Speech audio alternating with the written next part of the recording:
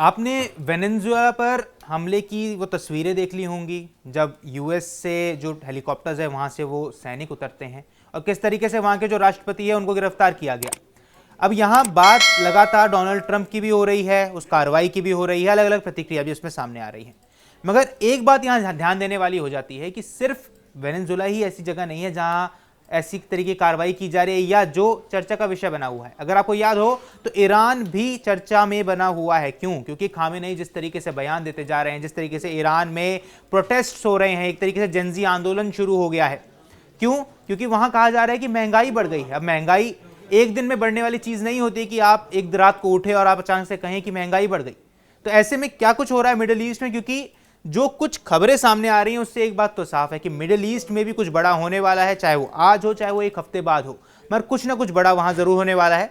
शुरुआत यहां पे हम करेंगे खामेनेई के इस बयान के साथ कि खामेनेई ने एक बात साफ कह दी है। अभी तक जो खामेनेई कह रहे थे कि हमारे देश में शांति है, ये जो प्रोटेस्ट किए जा रहे हैं हम उनको हैंडल कर लेंगे, यहां पर खामेनेई का एक बयान सामने आ गया। अब खामेनेई यहां क्या कहते हैं? खामेनेई कहते हैं कि दंगाइयों को उनकी जगह दिखाओ। विरोध प्रदर्शन के बीच ईरान के सर्वोच्च नेता खामेनेई ने अब एक धमकी दे दी है, यानी कि ये सीधा एक अल्टीमेटम दे दिया है किनको, जो जेनजी आंदोलन वहां किया जा रहा है उनको एक तरीके से धमकी दे दी गई है कि अगर आप इस तरीके से आंदोलन करते रहेंगे तो हम आप पर कार्रवाई कर सकते हैं। ऐसे में यहां सवाल अहम हो जाएगा कि आखिर खामेनेई ने ऐसा क्या कह दिया, क्योंकि जो खामेनेई अब तक ये कह रहे थे कि ये जो प्रदर्शन है ये देश के अंदर हो रहे हैं तो हम कोई बाहरी ताकत का इसमें इन्वॉल्वमेंट नहीं चाहते, क्योंकि डोनाल्ड ट्रंप ने इसमें अपना बयान रख दिया था। डोनाल्ड ट्रंप ने कुछ बातें कही थी जिसके बाद अयातुल्लाह अली खामेनेई ने साफ कहा था कि ये हमारे देश का आंतरिक मामला है, इसमें कोई तीसरा देश अगर ना बोले तो वो बेहतर होगा। ऐसे में आपको यहां समझा देते हैं सबसे पहले कि खामेनेई ने क्या कुछ कहा है। दरअसल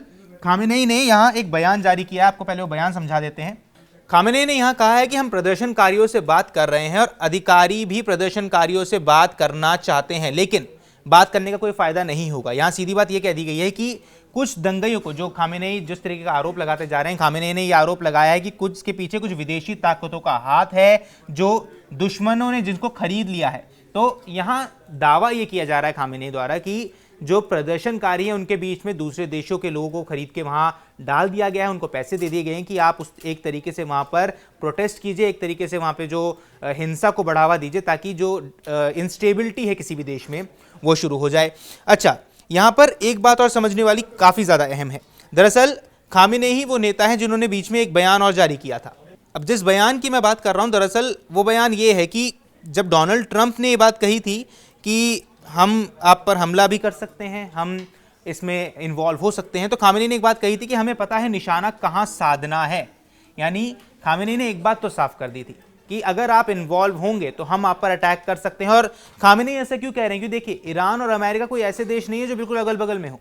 ऐसे में अगर खामेनेई जैसा नेता ये बात कह दे डोनाल्ड ट्रंप को कि हम आप पर अटैक कर सकते हैं, यानी कहीं ना कहीं से फंडिंग जरूर मिल रही है, पक्का उनके पास हथियार पहुंच गए हैं, ऐसा कुछ जरूर ईरान के पास है जिस वजह से इतना ज्यादा कॉन्फिडेंस आ गया है। अच्छा, आइए ऐसे में ना पहले एक चीज समझ लेते हैं हम लोग कि ईरान में जो विरोध प्रदर्शन है ये जो शुरू हो गए हैं, इसमें 10 से ज्यादा लोगों की मौत कही जा रही है, अब तक हो चुकी है। भारतीय छात्रों की सुरक्षा को लेकर भी चिंता जताई जा चुकी है। ऐसे में क्या कुछ चल रहा है, जो तस्वीर आपको सामने नजर आ रही है। अब जब भी किसी देश में कोई विरोध प्रदर्शन शुरू होता है, वो कोई एक दिन की घटना नहीं होती है कि आप कहें कि रातों रात इतने लोग आ जाएं और एकदम से विरोध प्रदर्शन शुरू हो जाए। महंगाई कोई आज की कहानी नहीं थी, महंगाई बहुत पहले की कहानी है। ऐसे में ग्लोबल पॉलिटिक्स में क्या कुछ बदल रहा है, मैं आपको मैप के थ्रू ये पूरा समझाऊंगा। दरअसल अगर आप मैप को ध्यान से देखेंगे तो ये जो देश है, यहां पर सिर्फ 2 देश मेन इंपॉर्टेंट हो जाते हैं, पहला इजराइल और दूसरा है ईरान। अब ये जो कहानी है ये लंबी कहानी है। क्यों? क्योंकि ईरान और इजराइल ऐसा नहीं कि आज से लड़ रहे हैं, वो काफी पहले से लड़ रहे हैं। क्योंकि इजराइल पहले ही 3 फ्रंट्स पे लड़ाई लड़ चुका है। सबसे पहले वो लड़ रहा है किसके साथ? हिजबुल्लाह के साथ। हिजबुल्लाह के साथ लड़ाई होती है, वहां सीज फायर हो जाता है, मगर फिर भी बीच में खबरें आती रहती हैं कि हिजबुल्लाह अटैक करता रहता है इजराइल के ऊपर। फिर आ जाता है हमास। अब ये यहां पर सबसे इंपॉर्टेंट इसलिए हो जाता है कि हमास के साथ जो लड़ाई चल रही है ये लड़ाई काफी ज्यादा लंबी है।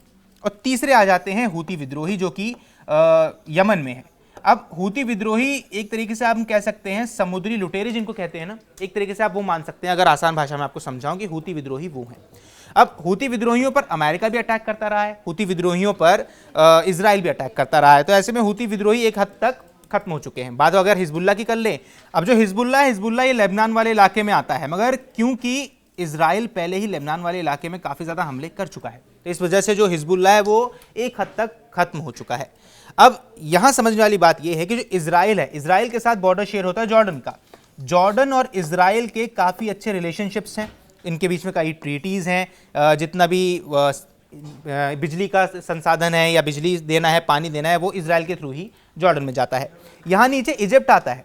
अब इजिप्ट और इजराइल के बीच में दरअसल एक एनर्जी ट्रीटी साइन हो चुकी है या एनर्जी डील साइन हो चुकी है, जिसके तहत इजराइल और इजिप्ट भी आपस में दोस्त हो गए। यानी ना इजिप्ट इजराइल पर हमला कर सकता है और ना इजराइल इजिप्ट पर। ये दोनों आपस में, मतलब ये दो फ्रंट्स जो हैं ये पूरे खत्म हो चुके हैं। लेबनान में अटैक लगातार हो ही रहे हैं, सीरिया, इराक और फिर उस साइड पर आता है हमारे पास ईरान। अब यहाँ समझने वाली बात यह है कि यहाँ पे तुर्की की बात हो रही है, क्योंकि देखिए यहाँ सीरिया है, ये जॉर्डन है, जॉर्डन यहाँ लड़ेगा नहीं, इजिप्ट लड़ेगा नहीं, इजराइल यहाँ है, लेबनान ऑलमोस्ट ख़त्म हो चुका है, नीचे यमन पे तबाही लगातार जारी है, हमास में रोज़ धमाके हो रहे हैं। तो यहाँ देश कौन से बच गए? एक बच गया सीरिया, एक बच गया यहाँ इराक और फिर आता है यहाँ पर ईरान। अब ये लड़ाई सीधी है, क्योंकि ये लड़ाई होनी ही होनी है, चाहे आज हो चाहे कल हो, ये लड़ाई होगी ज़रूर। अब अगर तेहरान और इजराइल के बीच में डिस्टेंस की बात कर ले तो ये लंबा डिस्टेंस ज़रूर है, मगर जितने भी अटैक्स लॉन्च किए जा सकते हैं वो इराक के बॉर्डर्स से लॉन्च किए जा सकते हैं, सीरिया से लॉन्च किए जा सकते हैं, टर्की से लॉन्च किए जा सकते हैं। तो ऐसे में जो तेहरान है, तेहरान अलग थलग पड़ सकता है, और तेहरान जो इस समय सबसे ज़्यादा पावरफुल हो रखा है। क्यों? क्योंकि तेहरान एक बात कह रहा है कि अगर हम पर अटैक किया जाता है तो हम भी आप पर अटैक लॉन्च कर देंगे। इतनी अगर कॉन्फिडेंस किसी चीज़ पे आ रहा है तो एक बात साफ है कि फंडिंग हो रही है। और जो मीडिया रिपोर्ट्स में बात सामने आ रही है, मीडिया रिपोर्ट्स में बात सामने ये आ रही है कि यहाँ दो तरीके से फंडिंग चल रही है, एक है चाइना और एक है रशिया।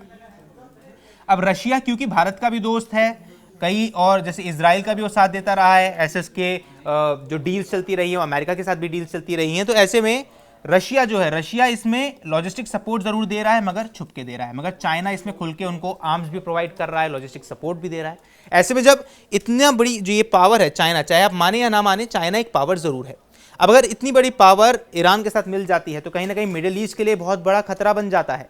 अहमद अल शरा की अगर मैं बात कर लूँ तो अहमद अल शरा के लिए पहले कुछ प्रतिबंध लगाए गए थे। दरअसल पश्चिमी देशों के साथ रिश्ते सामान्य करने की इन्होंने कोशिश जरूर की थी जब ये राष्ट्रपति बन गए थे, जिसके बाद 2019 में इन कड़े प्रतिबंध जो इन पर लगाए गए थे वो अब भी लागू थे, जिसका डोनाल्ड ट्रंप ने उनको रिलीज जरूर कर दिया है। अहमद अल शरा पर ये ऐसे संकेत दिए गए थे कि ये कूटनीतिक हलकों में लौटने की कोशिश कर रहे थे, और इस पर सबसे ज़्यादा आईएसआईएस के साथ जुड़ने से, अलकायदा के साथ जुड़े होने से, सीरियाई गुट को लीड करने के आरोप लगते रहे थे, और ये पहले लीड करते भी थे। हालांकि इन्होंने बाद में सीरियाई गुट को छोड़ दिया, अलकायदा को छोड़ दिया, उसके बाद ये राजनीति में आ गए और आज के समय में तुर्की के राष्ट्रपति बनकर बैठे हैं। ऐसे में यहाँ अमेरिका की जो भूमिका है वो सबसे ज़्यादा इंपॉर्टेंट हो जाती है, क्योंकि अमेरिका लगातार अलग अलग जगहों पर हमला कर रहा है, चाहे वो वेनेजुएला पर हमला होना हो, रूस यूक्रेन के युद्ध में अमेरिका की भूमिका है, इजराइल ईरान के युद्ध के बीच में अमेरिका कूद जाता है कि हम मध्यस्थता करवाएंगे। मतलब जितने भी युद्ध चल रहे हैं वहाँ अमेरिका की भूमिका साफ नजर आ रही है। तो ऐसे में क्या ये जो अटैक किया गया वेनेजुएला पर, या ये जितने अटैक्स लॉन्च किए जाएंगे आगे, या ईरान पर जितने हमले होने, क्या अमेरिका की उसमें बड़ी भूमिका रहने वाली है? आपको जो कुछ भी लगता है हमें कमेंट बॉक्स पर ज़रूर बताएं, क्योंकि ग्लोबल पॉलिटिक्स में काफ़ी कुछ बदलाव होने वाला है, चाहे वो मिडिल ईस्ट की बात कर ले, चाहे वो लैटिन अमेरिका की बात कर ले। बाकी आपको क्या कुछ लगता है हमें कमेंट बॉक्स पर ज़रूर बताएं। फिलहाल के लिए इस वीडियो में इतना ही। नमस्कार।